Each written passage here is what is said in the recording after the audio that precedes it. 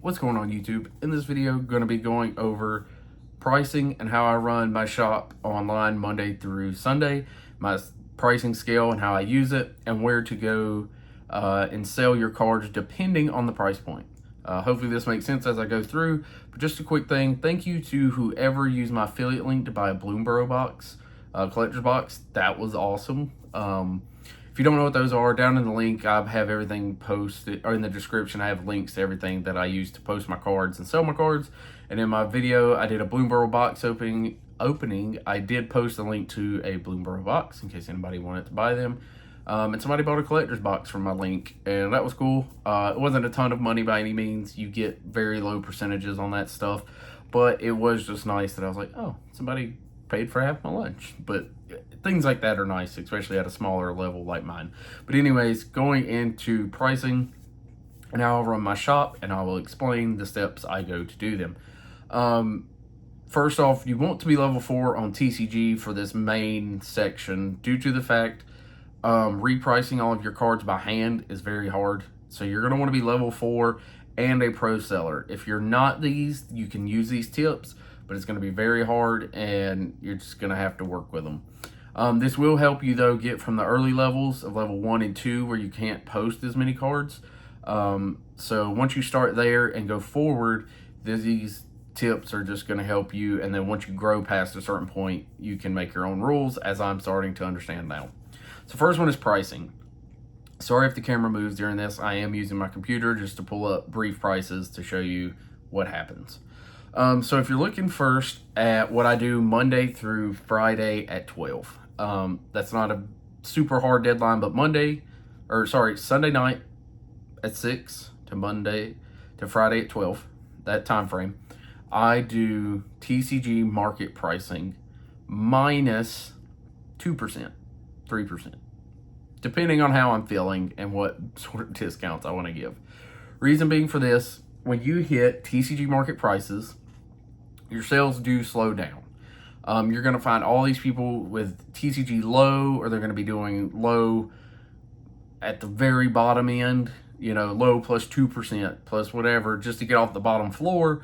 But then you're just going to keep having to deal with that, and it's kind of hard to get sales against those people at market price. Now, when you do market price, if you are a higher tier seller, like for me, I have over 100 sales or whatever the number is.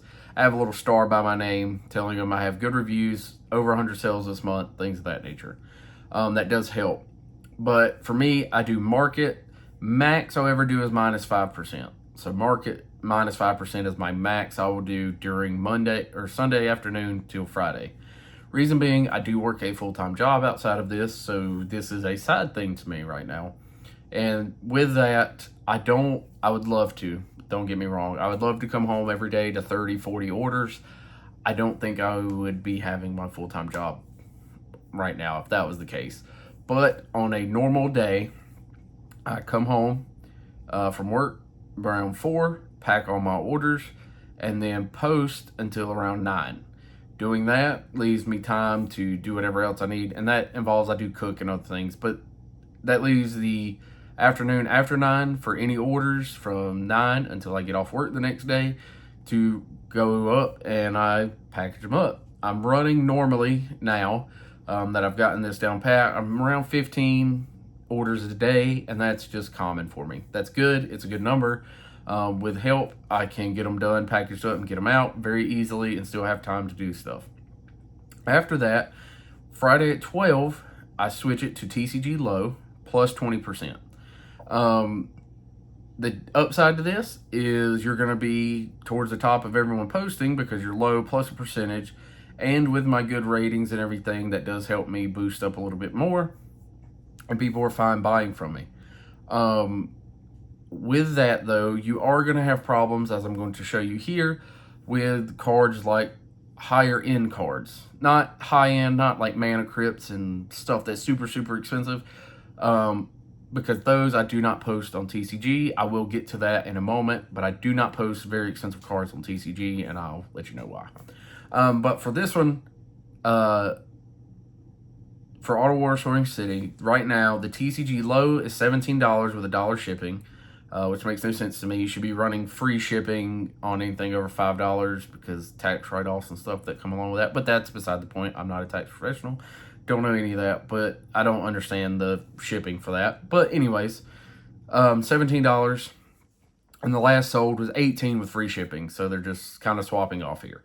So if we use the $18 with free shipping, because that's what mine would be, TCG low is 18. I will never post for TCG low. I will post for TCG low plus 20% during the weekends to help boost my sales. And what that does is it takes the lowest listing and adds 20%. So for $18, you would end up adding $360, which gets you to $21.60, which then makes me right at the market price right now. But if you look at last weekend when I did this, TCG low was still it was like 18.20, so we'll just use that it got to 21.60, but the market price was at 19.80 or $20 even. So I ended up being $1 over market. And if you're over market, you're really not going to have any sales with them, unless it's a new release card that sells out very quickly and the prices haven't fixed yet. So what was happening there was my Auto War Sorting City was not going to sell over the weekend, or very unlikely to sell over the weekend, because of that. So Friday to Sunday, when I run this special, if it impacts my higher dollar cards a little bit, but everything in my mid-range is better and lower and gets sold quicker.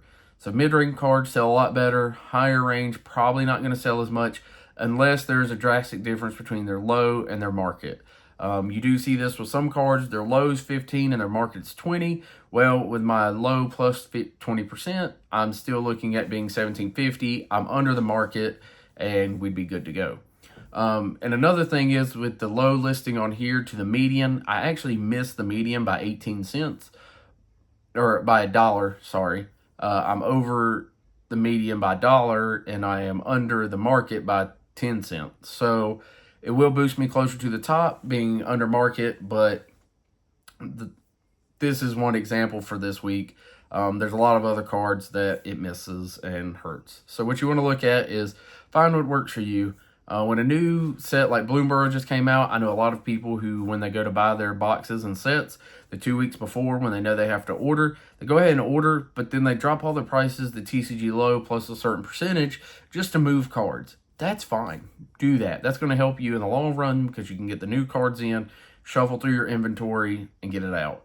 The problem comes in when you do that every day. You're kind of hurting yourself, because if I'm buying a collection at TCG low, 80%, whatever your percentage is, you care, whatever you choose. If you go to low plus a percentage, you're losing 20 already on here. That brings you back even, so you're only getting the percentage that's over if you buy at TCG low 80%. Or if you buy at the median at 50%. You got to remember these things. When you come here to sell, they are taking at minimum 13.5% plus your 30-cent per transaction fee, the 2% for card fee. They take a lot of fees, and you've got to remember that when buying collections and coming on here to sell. If you're making a penny per card, not worth it if you're not moving millions of cards. Maybe not millions, but if you're not moving tons of cards. And yes, every card, as TCG Bulk King says, every card has value. That is true. But unless you are been at this for a long time and have figured out your bulk and how to sell it and how to move it and everything, it's not going to work out as well as you hope. And yes, you may make a little bit of money, or you're seeing the money come in, but it's not going to be a sustainable business when anything tanks and you're stuck with it. And you're like, oh, I'm making a penny per card, but this one card tanked $2. So now I have to sell 200 cards to make up for my... It's just not going to be sustainable, and it will end up hurting you in the future if you're not watching your numbers and learning from them. I'm not saying go into Excel and put every card in that you buy and do it that way, but just keep watch over it and make sure you're doing good sales, but also don't sacrifice your money for sales. Sometimes when you're starting out, I do understand posting some mid-range cards and putting them at TCG low, especially if they came from your own collection, just to hurry up and get you to level 2. And then at level 2, you're posting enough stuff that as long as you're at a competitive rate between market and low, people will buy them and hurry up and get you to 3. Because I went from 1 to 2 very quickly, and then 2 to 4 was in 2 days because I had all the orders shipped. I was just waiting on the reviews. Lastly, where to post them. Sorry that it came kind of late in this video. Where to post, price range. Anything over $40, I try and stay away from TCG at the moment, due to the fact sending out one card that is very expensive, and I do have a video for this that I'm working on to show you more in depth, but sending out a lot of very expensive cards on here with the percentages they take, it's kind of high, which is fine. I understand that they have to make their money, but on here, everybody's expecting to get the card at the lowest price possible that is at market, basically. Is what they're trying to get here. But if you go to eBay, they expect to pay a premium, but they do have better shipping. So if you're selling any card under $20, it's track shipping for 63 cents, which I don't know why TCG doesn't have, because eBay owns TCG, but that's beside the point. Things like that, eBay is great for. eBay also has something, if you sell something that is over $250, it goes to a authenticator to make sure it's real, and then they package it up and their own stuff and send it off to the customer. As I sold my Miss Bumbleflower, if you haven't seen my box opening video, I sold Miss Bumbleflower, and in that video I got her. She was around $250 at the time when I opened her. She kept going up, kept going up. I ended up selling her for $350 on eBay, I believe, $345, $350 on eBay. So that is packaged up. I actually got to the authentication place today, and then will be sent out to the person after that. So anything over $40, I personally reach out to friends and people I sell to first, because if it's a bigger card, I'm willing to give them a discount of 5 to 10% if they're going to buy it from me, and I don't have to pay the fees on these websites. That's if you have a network of people around you that play. All of my friends play. I get a lot of my friends into the game, so they do enjoy the game, and I offer it to them first. And if they say no, that's when I start looking into, is it high enough to go on eBay, or is this one okay for TCG Player? If it's high enough for eBay, then go to eBay, set up auctions and things of that nature, and post them and get them out there. If they're not a very expensive card, but they're over the threshold you think you want to do on TCG, then you're going to have to start looking into personal sales, as I say with my friends. eBay, I've only sold high dollar cards or lower dollar rares that I wanted to see how it works on there. And the other option is Mercari. Mercari is kind of like an eBay equivalent, but on there, there's no seller fees. So when you sell something on there, you get the full amount. That is the perk now that they are trying to go with. You get the full amount. The buyer pays the seller fee, which they call it a buyer fee now, but they pay the seller fee, and you choose who pays for shipping. They also do have a track 63 cent. Anything under $20 can go into a plain white envelope with tracking for 63 cents, just like eBay has. And I'm personally on there right now selling rares. You do pay a little bit more on there, again, because it's not TCG. TCG is where people go to pay the lowest price they can get and get it shipped out and gone. eBay and Mercari, I think, are more premium, where people are coming in wanting to pay for the tracking, shipping. So even on cheap cards, they're getting tracking, and just a better experience, I believe, over there. I don't know completely why this happens. Different channels talk about it and have mentioned it, so I tried it out. I made a couple sales on TCG, or not TCG Player. I've made a lot of sales on TCG Player. On eBay, I think I've made like 10 sales at this point, and the biggest one was, of course, Miss Bumbleflower. And on Mercari, I have a lot of my bulk listings, so if you want to buy 100 cards of each color, or commons, uncommons, or you want to buy a bunch of rares from me, I have them all listed on there in bulk.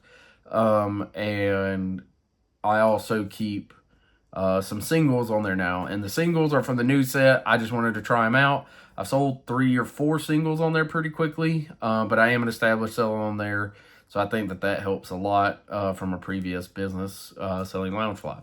So those are my main things: pricing, figuring out your schedule of when you want to post and do stuff, and then where to post basing on price range. Try and figure that out for yourself where you're comfortable with it. For me, if you're ordering stuff over $40 from me, I'm going to Friends first again, and then eBay, depending on what it is. Because if it's over 200 and whatever, I can get it authenticated and sent, and that makes me feel a lot better knowing the authentication place got it, said it was real, sent it to you, and then now if anything happens, there's been another person in between to catch you trying to scam or whatever else. And on here on TCG, I find it being $20 to $30 and below is my very good comfort zone. Pay for tracking and shipping, it gets out to you, and all of that. And to be fair, I've never had any big issues. It's all been for smaller orders and things of that nature. And once you tell them to return it and you'll refund them, because personally, I do not do partial refunds unless I have made a mistake. And if I have made a mistake, I will gladly give you a partial refund if that's what you request, or take the cards back, however you want to do it. But I will not be just handing out free refunds because you didn't like something. If you get into that habit, it's just going to be bad. I will do that in another video. But anyways, thanks for watching. Check out the links below if you're wondering about anything I ship with. Use for all different size orders. And I will be posting, I got a case in of Bloomborough this week.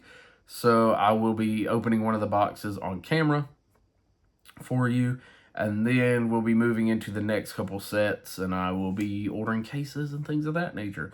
So anyways, thanks for watching. Hopefully you enjoyed this. Peace out.